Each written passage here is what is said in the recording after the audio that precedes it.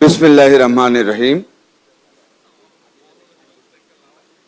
Dhaka medical college 81তম প্রতিষ্ঠা বার্ষিক উপলক্ষে আয়োজিত আজকের এই সুধী সমাবেশে সভাপতি, উপস্থিত গণপ্রজাতন্ত্রী বাংলাদেশ সরকারের মাননীয় প্রধানমন্ত্রী জনাব তারেক রহমান, আজকের বিশেষ অতিথি। অবশ্যই এটা বলার আগে একটু বলতে হয়, আমরা এই অনুষ্ঠানটা যেদিন ঠিক হয় এদিন ভেবেছিলাম প্রধান অতিথি হবেন ডক্টর জুবাইদুর রহমান, পিছিয়ে পিছিয়ে হাঁটবেন আজকের মাননীয় প্রধানমন্ত্রী জনাব তারেক রহমান। কিন্তু এসে দেখলাম উল্টা, প্রধান অতিথি আজকে আমাদের মাননীয় প্রধানমন্ত্রী, বিশেষ অতিথি আমাদের অত্যন্ত শ্রদ্ধাভাজন, অত্যন্ত খ্যাতনামা ডাক্তার, এই মেডিকেল কলেজের কৃতিমান ছাত্রী ডক্টর জুবাইদা রহমান, মন্ত্রী পরিষদের সদস্যবৃন্দ, স্বাস্থ্য মন্ত্রণালয়ের সম্মানিত কর্মকর্তাবৃন্দ, উপস্থিত চিকিৎসক, ছাত্র ছাত্রীবৃন্দ, আসসালামু আলাইকুম ওয়া রাহমাতুল্লাহি ওয়া বারাকাতুহু। আমি খুবই সংক্ষিপ্ত করব।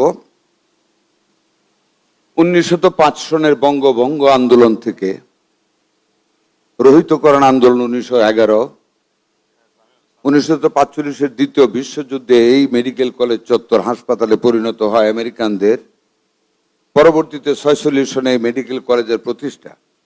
সে 5 থেকে 46 এই মেডিকেলের চত্বর এই বিশ্বে বহু নামি দামি মানুষের চারণভূমি ছিল, যেই চারণভূমিতে আজকেও বাংলাদেশের সবচেয়ে মেধাসম্পন্ন মানুষের চারণভূমি ঢাকা মেডিকেল কলেজ হাসপাতাল, যেখান থেকে সৃষ্টি হয় এই দেশের মানুষের সুস্বাস্থ্য রক্ষার কবিরাজ ডাক্তার, যেখান থেকে সৃষ্টি হয় আল্লাহর পরে যারা মানুষের সেবা দিবে সেই একটি বিশাল জনগোষ্ঠী, যাদেরকে আমাদের দেশের মানুষ আলাদাভাবে শ্রদ্ধা করে, যাদের পোশাক আমাদের জনগোষ্ঠী থেকে মানুষকে আলাদা করে আপনাদেরকে, সেই আপনাদেরকে আজকে চিনবেন, এই কথাটুকু শুধু আমি বলবো।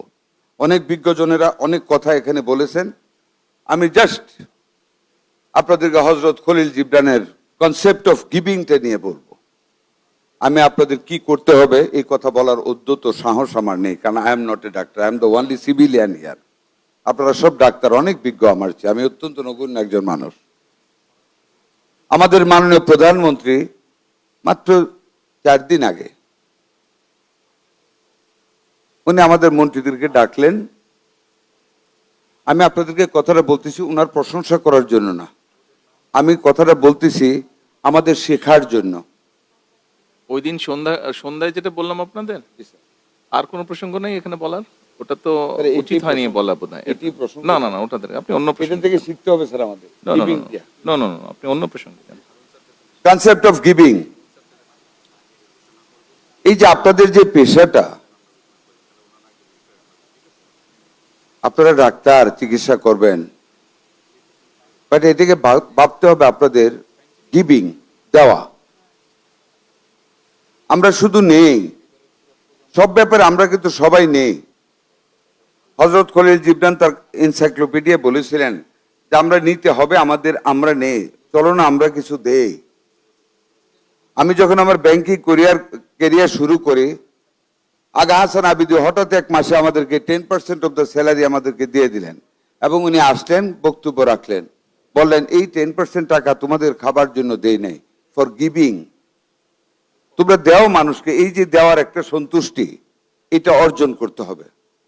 সম্মানিত ডাক্তার ভাই ও বোনেরা, এই যে আপনারা সেবাটা দেন, এটা কিন্তু একটা গিভিং, নট ম্যাটেরিয়াল বাট মানসিক, মানুষের জীবন দান করার জন্য। মানুষ যখন সবচেয়ে কঠিন অবস্থায় বিছানায় পড়ে যায়, আল্লাহর পরে ডাক্তার ছাড়া এই মানুষগুলি আর কিছু বোঝে না। পিতা বলেন, মাতা বলেন, স্বামী বলেন, স্ত্রী বলেন, ডাক্তার নেক্সট টু গড, যা বলেন আপনারা তাই শুনে। কাজে আমি একটি কথাই বলবো, medical ethics which is tantamount to moral ethics, এটা আপনাদের মধ্যে আনতে হবে। এই মানুষগুলিকে ভালোবাসতে হবে, এই রোগীগুলিকে। এই রোগীগুলির সাথে শুধু ওষুধ নয়, তার সাথে সুন্দর আচরণ দিতে হবে। একজন ডাক্তার যদি হাসি মুখে একজন রোগীর সাথে কথা বলেন, সেই রোগী আপনি অর্ধেক ভালো হয়ে যায়। আমি আপনাদেরকে শুধু একটাই অনুরোধ করবো, অনেক জায়গায় ঘুরতেছি, অনেক ডাক্তারদের কথা শুনি, আপনাদের খারাপ দিকটা বলার কোনো অধিকার আমার নেই। আপনারা ভালো, আপনারা পারেন।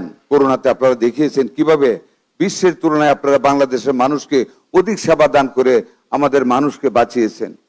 এই মিজেলসে দেখেছি কিভাবে আপনারা সকল বাধা বিপত্তিকে, সকল চ্যালেঞ্জকে মোকাবেলা করে কিভাবে আপনারা রুগীদের পাশে দাঁড়িয়েছেন, কিভাবে আপনারা এই বন্যা পীড়িত এলাকায় এখনো সকল ছুটিকে আপনারা বাদ দিয়ে মানুষের পাশে দাঁড়িয়েছেন।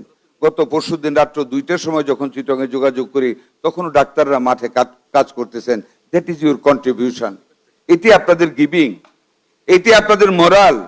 এই মোরালটাকে টিকে রাখলে আফটার লাইফে আপনাদের জন্য আল্লাহ তাআলা বিশেষ ব্যবস্থা করবেন। আমি একজন এই মন্ত্রণালয়ের সাথে সম্পৃক্ত হিসেবে আপনাদেরকে অনুরোধ করব, আপনারা অনেক কিছু চেয়েছেন মাননীয় প্রধানমন্ত্রীর কাছে। আপনারা জানেন মাননীয় প্রধানমন্ত্রী সর্বোচ্চ বাজেট দিয়েছেন স্বাস্থ্য খাতে। আজকে এসেছেন এই মেডিকেলে, আপনারা কিন্তু পেয়ে যান। আপনাদের একজন ছাত্রী আমার এক আত্মীয়ের মাধ্যমে, ছাত্রীর মাধ্যমে জানিয়েছে একটা মাইক্রোস্কোপ দিতে। 2 মাসও দেরি করিনি, 80-90 লক্ষ টাকা খরচ করে মাত্র 15 দিন আগে আপনাদের সেই মাইক্রোস্কোপটা দেওয়া হয়েছে। আপনারা চাবেন, আমাদের মাননীয় প্রধানমন্ত্রী এখানে এসেছেন, আমাদের ডাক্তার জুবাইদুর রহমান এখানে এসেছেন।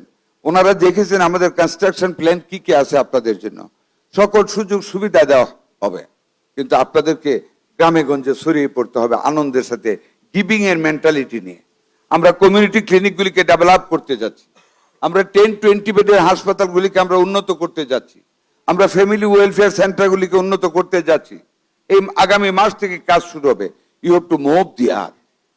There is no difference in between the urban or the rural areas. You have to think like that. That is the ethics of the doctors. আপনাদেরকে ভাবতে হবে ঢাকা সিটি এন্ড সেই দাউদকান্দি অথবা সেই শালনার একজন ডাক্তার যে বক্তব্য দিয়েছেন, there is no difference while you give your service to the people. Everything is urban, everything is rural. Everywhere is the human being, everybody is the citizen of this Bangladesh. কাজে আপনাদেরকে সেই মেন্টালিটিটা নিয়ে আপনাদের মানুষের কাছে পৌঁছতে হবে। সুযোগ সুবিধা মাননীয় প্রধানমন্ত্রী বলেছেন, within the limited resource of our country, আমাদের যতক্ষণ সম্ভব আনসার নিয়োগের কথা বলছেন, হিউজ ফিনান্সিয়াল ইনভলভমেন্ট, কিন্তু মাননীয় প্রধানমন্ত্রী বলার সাথে সাথে আপনাদেরকে সেটা দিয়েছেন, আনসারদেরকে দিয়েছেন। আনসারদের বেতন ভাতা দেওয়া হবে, সবকিছু দেওয়া হবে। আপনাদের আরো দাবি দেওয়া আছে, সব পর্যায়ক্রমে আস্তে আস্তে পূরণ করা হবে। বাট আপনাদের যে সার্ভিস, এটা আস্তে আস্তে হলে চলবে না। You have to start immediately after you complete your certificateship. যখন আপনারা ডাক্তার হয়ে যাবেন, তখন থেকে আপনাদের এই চাকরিটা আপনাদের শুরু করতে হবে। আমি আমার বক্তব্যকে আর দীর্ঘায়িত করতে চাই না। আমি জানি we all R waiting for honourable prime minister speech and doctor Zubaidur Rahman speech. আমরা ওনাদের শুনবো। আমি শুধু এটুকু বলবো, স্বাস্থ্যমন্ত্রী হিসাবে আপনাদের পাশে থাকবো, আপনাদের সুযোগ সুবিধা দেখবো। মাননীয় প্রধানমন্ত্রীর পক্ষ থেকে যতটুকু করা সম্ভব আপনাদের জন্য করব। দয়া করে শুধু ডাক্তারদের পাংচুয়ালিটি অ্যান্ড ডাক্তারদের মেডিকেল এথিক্স আপনাদের বিদ্যার সাথে সাথে একসাথে বহন করবেন। তাহলে এই দেশের জনগণের কাছে আপনারা হবেন সবচেয়ে গুরুত্বপূর্ণ, সবচেয়ে সমাদৃত, সবচেয়ে শ্রদ্ধেয় ব্যক্তি। আল্লাহ হাফিজ। বাংলাদেশ জিন্দাবাদ। আসসালামু আলাইকুম ওয়া রাহমাতুল্লাহি ওয়া বারাকাতুহু। ধন্যবাদ মাননীয় মন্ত্রী মহোদয়। এ পর্যায়ে একটি বিশেষ পর্ব, K43 ব্যাচের শিক্ষার্থী, আমাদের সবার প্রিয় ডক্টর